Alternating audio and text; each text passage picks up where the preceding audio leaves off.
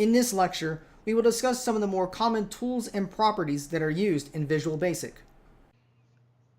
As we mentioned before, the toolbox window allows us to include several elements into our forms, such as buttons, checkboxes, combo boxes, pictures, text boxes, the list goes on. Now, in order to actually use this toolbox, we have to know where it is. And this appears on the left side of Visual Studio right after the project is open. So when you create a project and you're at the initial screen, you would see the toolbox on the left side.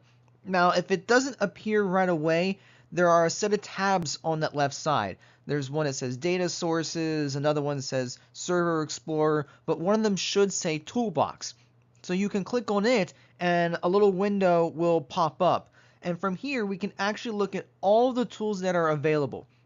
Now, initially, you might not see that. There's these different options that you can select, and you want to make sure you select on all Windows forms. I mean, you could pick on other categories and that'll give you subsets of the tools, but if you want to see all the tools available, you want to click on all Windows forms and that'll give you everything.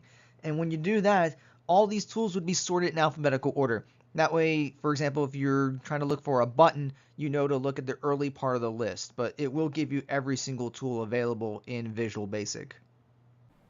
Here we are in Visual Studio, and we just want to show the toolbox window. I think we did this a couple lectures ago, but we're just going to show it again to make sure that you know where it is. So as we said previously, that it's going to be on the left side of Visual Studio. So it's actually right here where it says Toolbox. Now your version of Visual Studio may say several things as well, like Server Explorer, but you just want to make sure you click on Toolbox. And then we see here that we have all these different tools available. If we pick all Windows forms, we have all the tools available. Aside from pointer here, it's in alphabetical order, so we can see a variety of different tools that that we have here. Now, I will say that we're not going to go over every single tool here in this course, but we will go over some of the more commonly used tools. As we can see, there are a ton of different tools available for us whenever we're writing Visual Basic programs.